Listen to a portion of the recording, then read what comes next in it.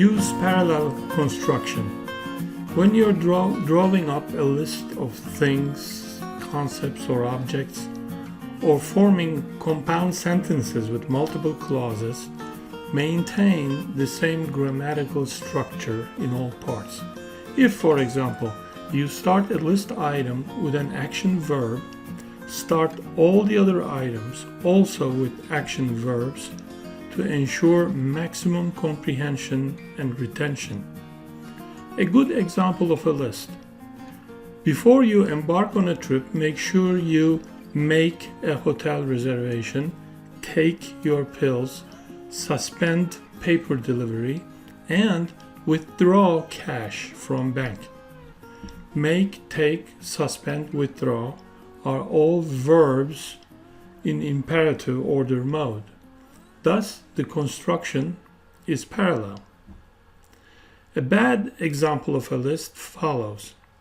Before you embark on a trip, make sure you make a hotel reservation, your pills should be with you, paper delivery must be suspended, and have you visited the bank to withdraw some cash?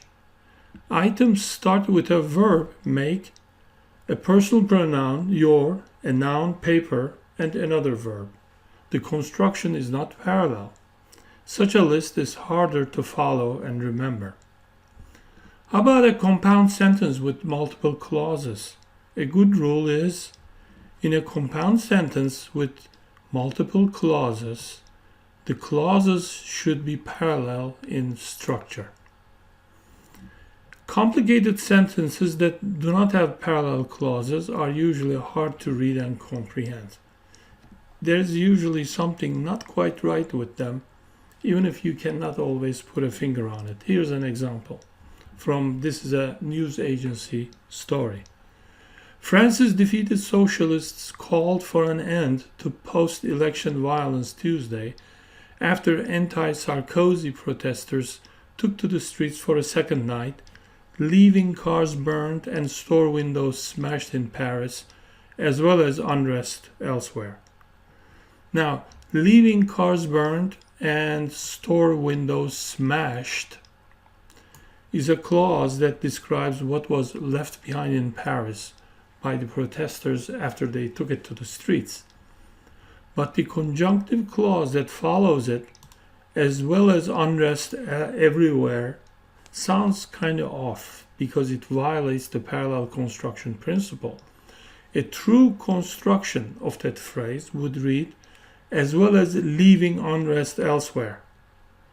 Perhaps now the problem is clearer because in English, leaving unrest is not a grammatically acceptable phrase. People, English speakers, don't talk like that. However, a condition can lead to unrest, or a person can cause unrest. Therefore, one way to correct this malformed sentence would be, France's defeated socialists called for an end to post-election violence Tuesday after anti-Sarkozy protesters took to the streets for a second night, leaving cars burned and store windows smashed in Paris, as well as causing unrest elsewhere.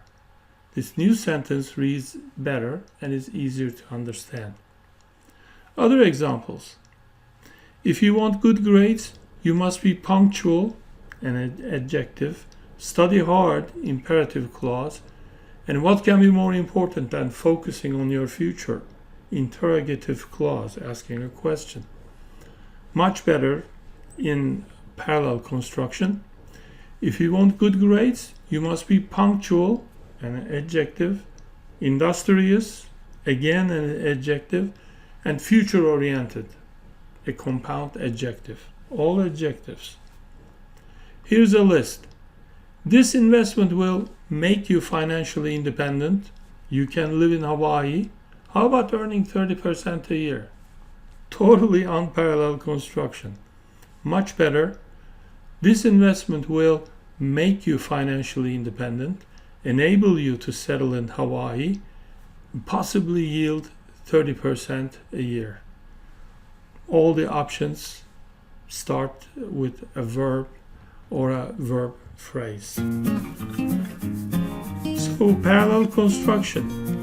Use it in all your compound sentences and lists for maximum comprehension and retention.